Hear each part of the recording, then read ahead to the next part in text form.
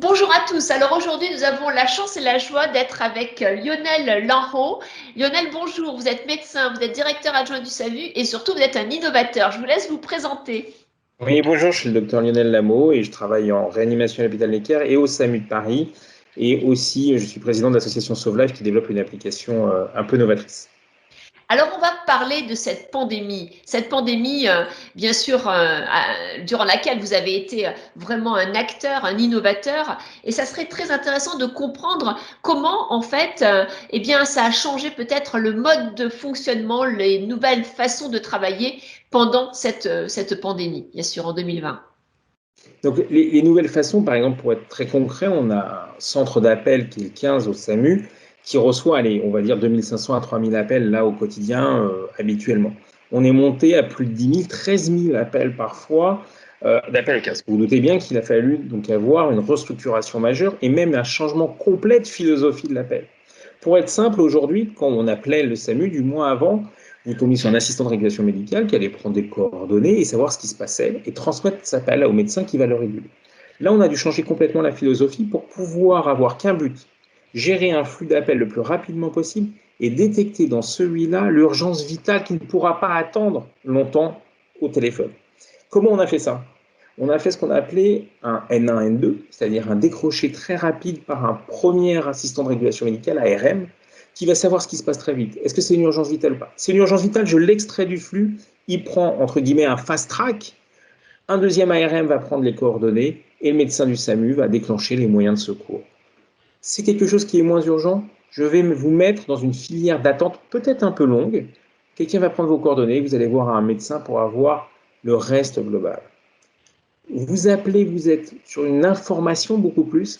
Et bien là, on a fait encore une innovation, on a fait ce qu'on appelle le décrocher-raccrocher. C'est-à-dire que les gens, on va leur demander, il n'y a pas d'urgence, c'est vraiment de l'information. Je vous envoie un SMS où il y a toutes les informations dessus, je raccroche.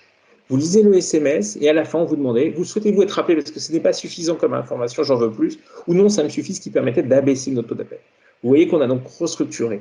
Et les personnels aussi présents, qui aujourd'hui sont habituellement des assistants de régulation médicaux avec une formation particulière maintenant et des médecins de SAMU, ont été renforcés. Renforcés par des étudiants en médecine, par exemple, ou des médecins dont l'activité avait été arrêtée, par exemple des chirurgiens qui n'avaient plus le bloc opératoire pour nous aider dans des tâches. On avait un petit avantage, c'est que le Covid est assez uniforme à cette période-là, quasiment tous les appels sont pour ça, et donc on peut protocoliser très rapidement les choses et donner une tâche précise à ces gens-là. Donc, si je comprends bien, en fait, pendant cette période, vous avez revu votre façon de faire. Vous avez fait monter en compétence, en fait, le SAMU en essayant de l'adapter à cette situation d'incertitude, de crise.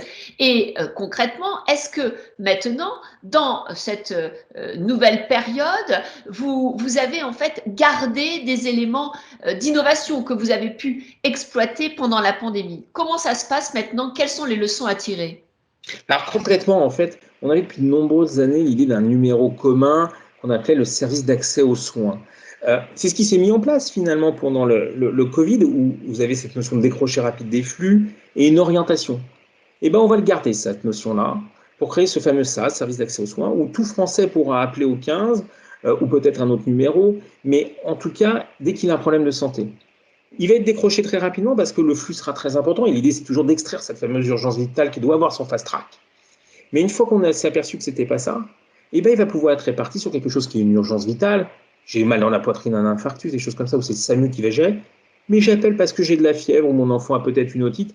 Eh ben, ça va aller dans ce qu'on appelle le soin non programmé. Et les médecins libéraux vont pouvoir prendre l'accès et vous donner l'adresse d'un médecin qui peut vous recevoir. Et puis si c'est un besoin d'un infirmier, ben, on aura des infirmiers, des dentistes.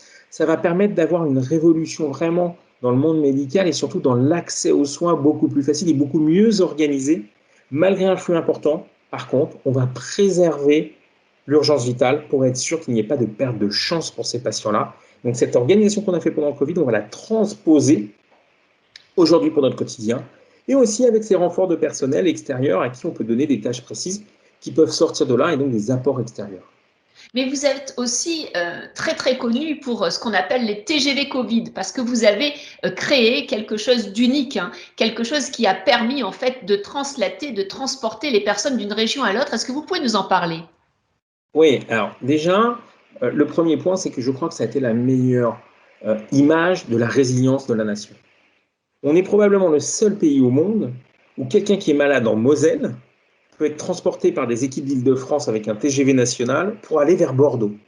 Je crois qu'on est les seuls au monde à pouvoir faire ça et avoir cette résilience de la nation parce que la santé est notre bien commun. C'est vraiment notre bien commun. Alors, c'est pas venu une idée farfelue comme ça. C'est quelque chose qu'on avait déjà travaillé, qu'on avait déjà anticipé, pas dans le contexte d'une pandémie, dans le contexte de l'attentat terroriste, de transporter des patients avec la SNCF. Une très grosse collaboration avec la SNCF là-dessus, un travail un an à l'avance en fait pour l'attentat. On avait fait un exercice grandeur nature entre Paris et Metz, on avait transporté des malades graves. Et donc, c'est pour ça que l'organisation, nous l'avions et on n'avait pas mis en pratique réelle, mais c'était donc quelque chose qu'on a juste translaté de choses qu'on avait travaillées à l'avance, qu'on a pu mettre en place, évidemment en modifiant certaines choses, mais cette innovation, elle est toujours travaillée et anticipée, ça fait partie de notre métier d'anticiper beaucoup les choses. Et donc, ça veut dire que concrètement, en fait, vous l'aviez anticipé, là, vous l'aviez translaté, et ça veut dire que demain, qu'est-ce qui peut se passer? Est-ce qu'on peut, par exemple, imaginer qu'un avion ou qu'un autre moyen de locomotion puisse permettre justement d'être un dépanneur ponctuel? Exactement, c'est-à-dire que ça nous a montré aussi que les limites qu'on se mettait très souvent, c'est pas possible, hein. On peut les faire en les travaillant, en ayant des communications.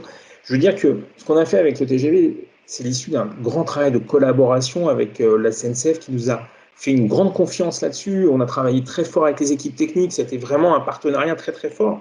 Et ben, c'est tout à fait imaginable de dire que un avion qui aujourd'hui est extrêmement réglementé pour le sanitaire, et ben, en situation de crise, on doit pouvoir l'adapter en travaillant avec les collègues des compagnies aériennes ou autres pour avoir cette adaptabilité du système en cas de crise, en cas ponctuel de crise.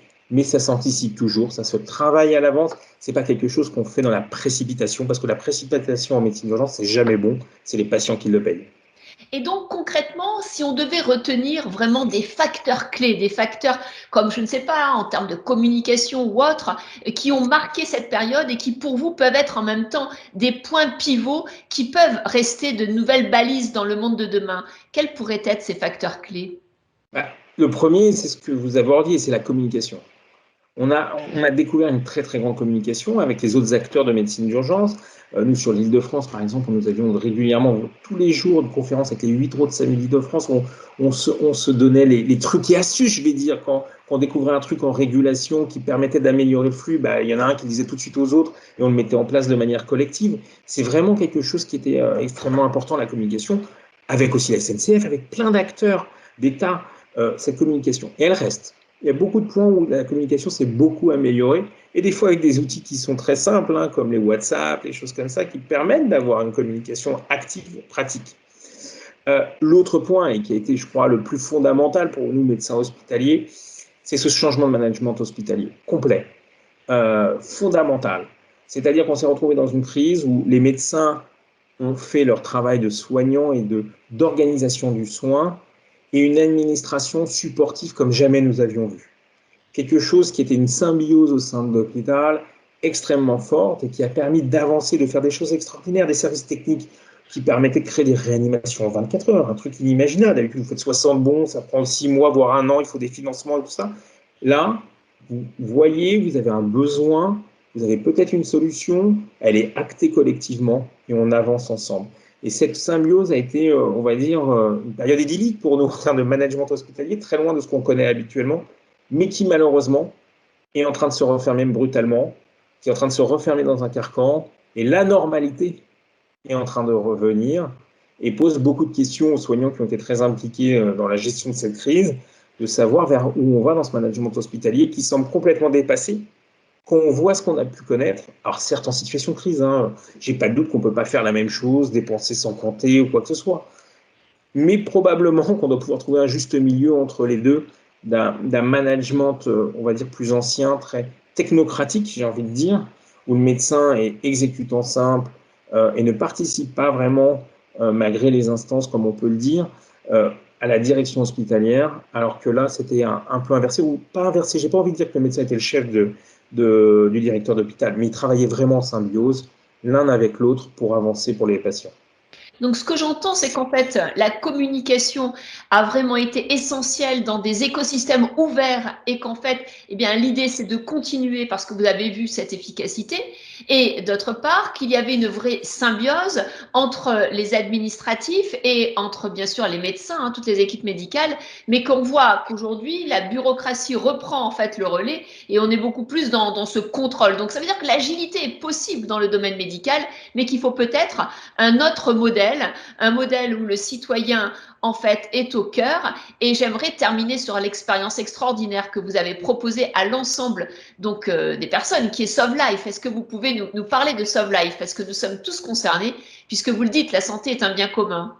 Oui, la santé, moi j'en suis persuadé, c'est notre bien commun, nous tous citoyens. Les professionnels ne sont que des exécutants, on va dire techniques presque, de la chose.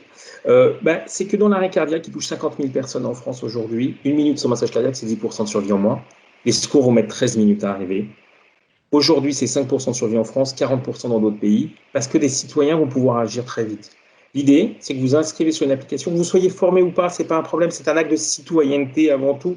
Le SAMU va vous guider par une visioconférence et tout ça.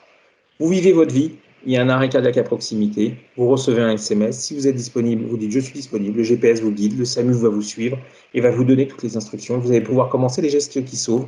Le temps que les secours professionnels arrivent, le citoyen ne remplace pas les secours professionnels ou le professionnel. Il vient l'assister, l'aider le temps qu'il arrive.